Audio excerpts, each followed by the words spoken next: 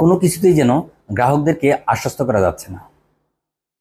এই 5টা ব্যাংকের যে দুরবস্থা, গত 1 বছর ধরে গ্রাহকরা টোটালি স্বস্তিতে নেই। প্রথম দিকে গ্রাহকরা ব্যাংকে গিয়ে মারামারি, চিৎকার চেঁচামেচি, আমাদের টাকা এখনই ফেরত দিতে হবে, এই ধরনের একটা আবেদন ছিল তাদের। ধীরে ধীরে বাংলাদেশ ব্যাংক গ্রাহকদেরকে আস্তে আস্তে একটা স্বস্তির জায়গায় নিয়ে এসেছে যে 5টা ব্যাংক মার্জ হচ্ছে এই সিদ্ধান্তে। এরপর আর একটু স্বস্তি দিল একজন করে প্রশাসক নিয়োগ দেওয়ার ঘোষণা দিয়ে। যত কিছুই করা হচ্ছে তারপরও কেন যেন গ্রাহকরা স্বস্তি পাচ্ছে না। আমার টাকা কি আমি ফেরত পাবো? আসলেই গ্রাহকদের অনেক কষ্টের টাকা, কষ্ট করে তারা জমিয়ে এই টাকা আমানত রেখেছে ব্যাংকের কাছে। ব্যাংক সময়মতো ফেরত দেবে, সেটাই তো তাদের আশা, এছাড়া তার বেশি কিছু না। যাই হোক, Bangladesh bank special payment system একটা প্রণয়ন করেছে।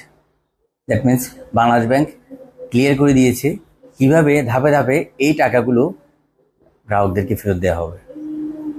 5 ব্যাংক মিলে টোটাল ডিপোজিট ধরা হয়েছে প্রায় 1.5 লক্ষ কোটি টাকার মতো, যার ভিতর ব্যক্তি আমানতকারী রেখেছে 46,000 কোটি টাকা, আর বাকি টাকা প্রাতিষ্ঠানিক আমানতকারী। ব্যক্তি আমানতকারীরা বাংলাদেশ ব্যাংকের মতে অগ্রাধিকার পাবে টাকা ফেরত পাওয়ার ক্ষেত্রে, কারণ তাদের এই 46,000 কোটি টাকা ফেরত দেবে বাংলাদেশ ব্যাংক আগে। কীভাবে? যাদের টাকা সর্বোচ্চ 2 লাখ টাকা পর্যন্ত, তারা বিমাকৃত এই 2 লাখ টাকা পর্যন্ত প্রথমে ফেরত পাবে।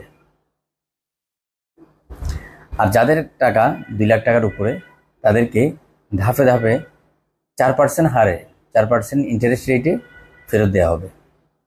তবে যখন থেকে টাকা ফেরত দেওয়া হবে তখন থেকে তাদের বিদ্যমান যে স্কিমটা ছিল সেই স্কিমটা ক্যান্সেল হয়ে যাবে।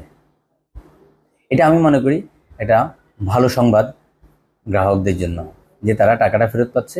ব্যক্তি আমানতকারী যদি 2 লাখ টাকার নিচে জমা রেখে থাকে তাহলে সে টাকাটা ফেরত পাচ্ছে, আর 2 লাখ টাকার উপরে যারা পাবে তারা 4% রেটে ধাপে ধাপে ফেরত পাবে। তবে এই কথাগুলো ব্যাংক রেজুলেশন অ্যাক্ট 2025-এ এই কথাগুলো সবগুলো আছে, জাস্ট অনুমোদনের অপেক্ষায় আছে। অনুমোদন পেলে ধীরে ধীরে গ্রাহকরা এই টাকা ফেরত পেয়ে যাবে এই নিয়মে। এখন প্রাতিষ্ঠানিক যে আমানতকারী আছে তাদের কি হবে? তাদেরকে নতুন যে ব্যাংক হবে, ইউনাইটেড ইসলামী ব্যাংক, সেই ব্যাংকের শেয়ার ক্রয়ের মাধ্যমে তাদেরকে মালিকানা দেওয়া হবে। তাদের জন্য সেই সুযোগটা আছে।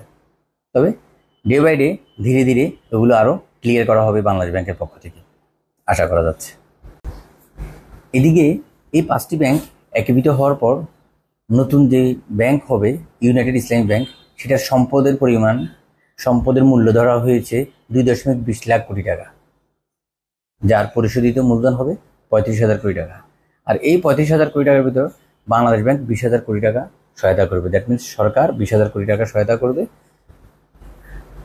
10,000 কোটি টাকা আসবে ওদের ইন্স্যুরেন্স ডিপোজিট ফান্ড থেকে, আর বাকি 5,000 কোটি টাকা সম্ভাব্য ধরা হচ্ছে এডিবি, IMF, আন্তর্জাতিক যে সংস্থাগুলো আছে ওরা দিবে। যদিও এই টাকাটা আবার আমাদের ট্যাক্সের টাকা থেকেই পরিশোধ করতে হবে এই ঋণ, ইন্টারন্যাশনাল এই ঋণগুলো।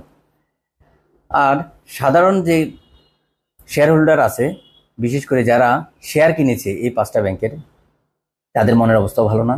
কারণ 10 টাকা ফেস ভ্যালুতে যে শেয়ার কিনেছিল সেটা এখন 5 টাকারও নিচে নেমে এসেছে।